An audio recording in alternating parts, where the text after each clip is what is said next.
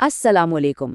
आज हम एक ऐसी दास्तान की दुनिया में कदम रखने वाले हैं जो सदियों पुरानी है और कई तहजीबों तक फैली हुई है।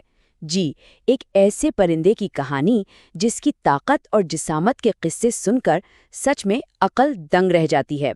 तो आइए उनका की इस पुरअसरार दुनिया की गहराइयों में उतरते हैं। जरा तसव्वुर कीजिए, एक ऐसी मखलूक जिसकी हैबत का आलम ये था कि वो हाथी जैसे देवे हेकल जानवर को भी अपने पंजों में दबोच ले और पलक झपकते ही आसमान की वुसअतों में गायब हो जाए। कहते हैं जब वो अपने पर फैलाता था ना तो सूरज की रोशनी भी मान पड़ जाती थी। यही वो मखलूक थी जिसे दुनिया उनका के नाम से जानती थी। तो आखिर ये उनका था क्या, इसकी असलियत क्या थी और ये दिखता कैसा था? चलें, इस हिस्से में हम इस अफसानवी परिंदे की इब्तिदा और इसकी हैरान कर देने वाली खसूसियात पर एक नज़र डालते हैं। तो बात यह है कि उनका कोई मामूली परिंदा नहीं था। इसका नाम ही इसकी खास पहचान की वजह से पड़ा। इसकी गर्दन में एक सफ़ेद हल्का एक तोक था जो इसे बाकी तमाम परिंदों से बिल्कुल अलग करता था। ये अल्लाह ताला की बनाई हुई एक ऐसी मुनफरिद मखलूक थी जिसे बेमिसाल ताकत और हैबत दी गई थी। और जहाँ तक इसकी खुसूसियात की बात है तो वो तो बिल्कुल नाकाबिले यकीन है। सोचिए, इसके परों का फैलाव मीलों पर फैला हुआ था और उसके पंजे वो इतने ताकतवर थे कि पत्थरों को मोम की तरह मसल सकते थे। ये भी कहा जाता है कि उसका चेहरा इंसानी शक्ल से मिलता जुलता था और उसके परों में कौसे कज़ा के सारे रंग एक साथ झिलमिलाते थे। ये सिर्फ एक परिंदा नहीं था बल्कि कुदरत का एक जीता जागता शाहकार था। शुरू में तो अंका को कुदरत का एक अजूबा ही समझा जाता था, लेकिन बहुत जल्द ये इज्जत और हैरत खौफ में बदल गई। अब हम देखेंगे कि कैसे ये अजीम मखलूक इंसानों के लिए एक बहुत बड़ा खतरा बन गई। वक्त गुजरने के साथ साथ उनका का रवैया बदलता चला गया। जो परिंदा पहले दूर दराज पहाड़ों में रहता था, अब वो इंसानों की बस्तियों के करीब आने लगा। पहले तो उसने सिर्फ मवेशियों पर हमले किए, लेकिन फिर उसकी हिम्मत इतनी बढ़ी कि एक रिवायत के मुताबिक वो एक दुल्हन को उसके जेवरात समेत उठाकर ले गया और फिर उसने बच्चों को उठाना शुरू कर दिया। यूं एक अजूबा देखते ही देखते एक अजाब बन गया। जब जुल्म हद से बढ़ गया और पानी सर से गुजरने लगा, तब लोगों ने मदद के लिए पुकारा। कहानी का ये हिस्सा अब इस मोड़ पर आता है जहां हजरत हंजला की दुआ से खुदाई मदद आती है। पूरी आबादी खौफ और दहशत में डूब गई। लोगों ने अपने वक्त के नबी हज़रत हंजला इब्ने सफ़वान अलैहिस्सलाम के पास जाकर फरियाद की कि उन्हें इस आफत से बचाया जाए। अब वही उनकी आखिरी उम्मीद थे।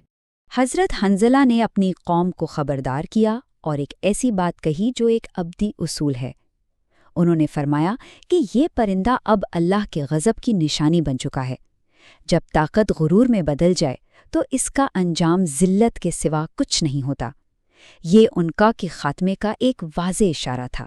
जब अनका की सरकशी अपनी इंतहा को पहुंच गई तो हज़रत हुंज़ला ने अल्लाह के हुजूर दुआ के लिए हाथ उठा दिए। रिवायत में आता है कि उनकी दुआ के असर से आसमान से एक बिजली का कड़ाका उतरा जो सीधा अनका पर गिरा और चंद ही लम्हों में वो देव हैकल परिंदा जलकर राख का ढेर बन गया। तो अंका की कहानी तो यहाँ ख़त्म हो गई, लेकिन क्या एक देव हैकल परिंदे का तस्वुर सिर्फ यहीं तक महदूद है? आइए देखते हैं कि दुनिया की दूसरी तहजीबों में इस जैसी कौन-कौन सी दास्तानें मिलती हैं। अब यहाँ एक सवाल पैदा होता है, क्या ये जो इतने बड़े परिंदे की कहानी है, ये अपनी नौयत की वाहिद कहानी है, या फिर ये एक ऐसा तस्वुर है जो दुनिया भर की मुख्तलिफ सकाफ़तों में अलग-अलग नामों से ज़ाहिर हुआ है? और जब हम इस पर नज़र डालते हैं तो हैरत अंगीज़ मुमासलतें सामने आती हैं। इस्लामी रिवायत में उनका है तो हिंदू मज़हब में गरुड़, यहूदी रिवायात में ज़ीज़ का जिक्र है तो मिस्री तहज़ीब में बेनो और यूनानी दास्तानों में फीनिक्स का। नाम और किरदार भले ही मुख्तलिफ हों, लेकिन एक अजीम, ताकतवर और अलामती परिंदे का तस्वुर हर जगह मौजूद है। इससे ये बात और भी पुख्ता हो जाती है कि अल्लाह की कुदरत की निशानियाँ किस तरह हर तहज़ीब में इंसान के दिल को मुतासिर करती हैं। उनका तो ख़त्म हो गया, लेकिन कहानी यहाँ ख़त्म नहीं होती। अब हम वापस उस कौम की तरफ पलटते हैं जिससे इस अजाब से निजात मिली थी और देखते हैं कि उन्होंने इस मौजज़े का क्या सिला दिया। हज़रत हंज़ला की दुआ से असहाबे रस को उस आफत से छुटकारा तो मिल गया, मगर अफसोस, जिस नबी की वजह से उन्हें ये रिहाई मिली थी وہی قوم اسی نبی کے خلاف بغاوت پر اتر آئی۔ وہ یہ سمجھنے لگے کہ اونکا کی ہلاکت کوئی اتفاق تھا یا شاید یہ ان کا اپنا ہی کوئی کمال تھا۔ ان کا زوال ایک دن میں نہیں آیا، بلکہ یہ کئی مرحلوں میں ہوا۔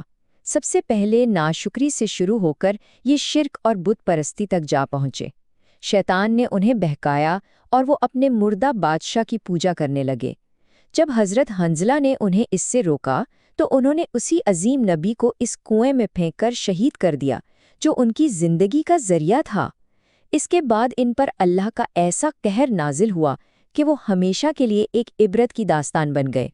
قرآن مجید میں اسی قوم کو اصحاب الرس یعنی کنویں والے لوگ کہا گیا ہے۔ یہ نام اسی کنویں کی طرف اشارہ کرتا ہے جو کبھی ان کی خوشحالی کا ذریعہ تھا اور پھر ان کے نبی کی شہادت گاہ اور ان کی اپنی تباہی کا سبب بنا۔ عنقا اور اصحاب رس کی یہ داستاں ہمیں غرور کے انجام اور ناشکری کے نتائج سے خبردار کرتی ہے۔ یہ ہمیں یاد دلاتی ہے کہ جب کوئی قوم اپنے نبیوں کو جھٹلاتی ہے اور اللہ کی نعمتوں کو فراموش کر دیتی ہے تو اس کا انجام تباہی کے سوا کچھ نہیں ہوتا۔ سوال صرف اتنا ہے کہ کیا ہم ماضی کی ان قوموں سے عبرت حاصل کرتے ہیں؟